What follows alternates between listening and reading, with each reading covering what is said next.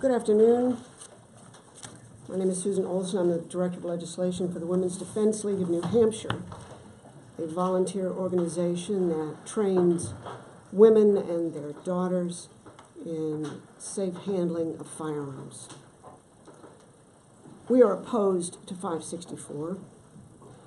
And to give you a little background on this, when RSA 193D, the Safe School Zones, was enacted almost 25 years ago, this month, its purpose was to give additional authority to school superintendents to impose discipline on students for acts of theft, destruction, violence, as defined in 193D1 in a safe school zone, regardless of the age of the perpetrator. Those acts, punishable by expulsion, were enumerated in the new chapter as everything from homicide to robbery to the illegal sale and possession of controlled substances.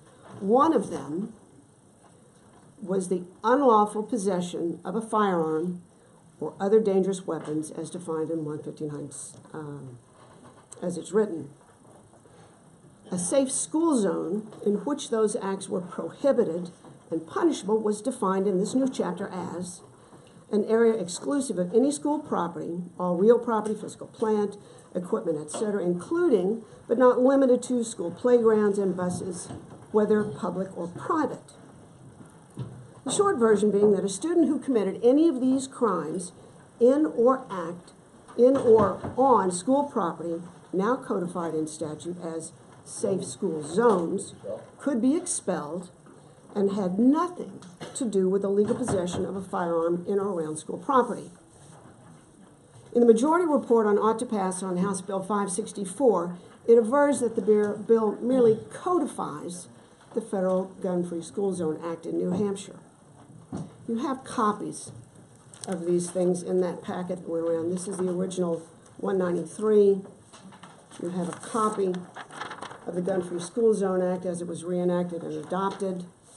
You also have a side-by-side comparison of 193D, or this bill as introduced, 193D, and the Federal School-Free Gun Zones Act. You can look at these and see the differences.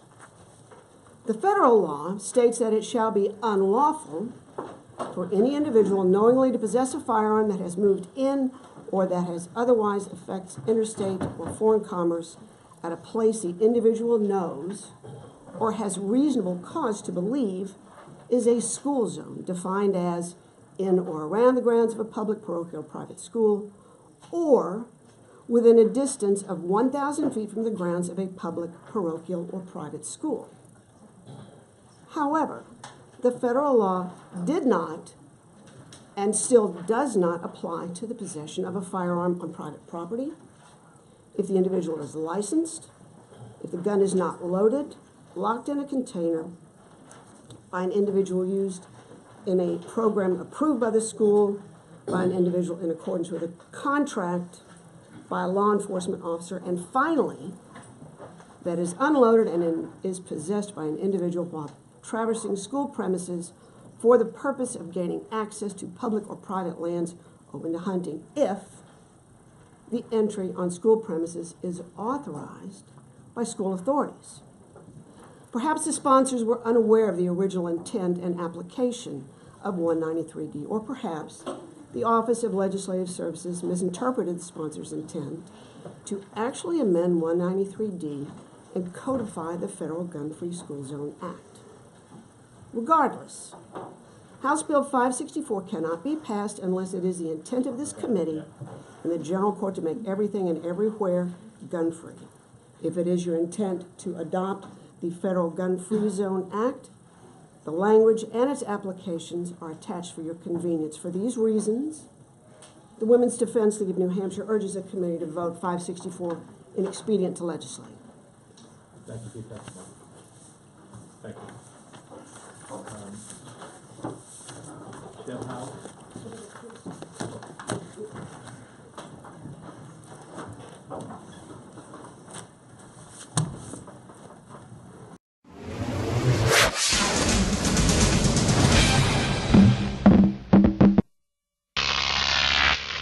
Croc TV.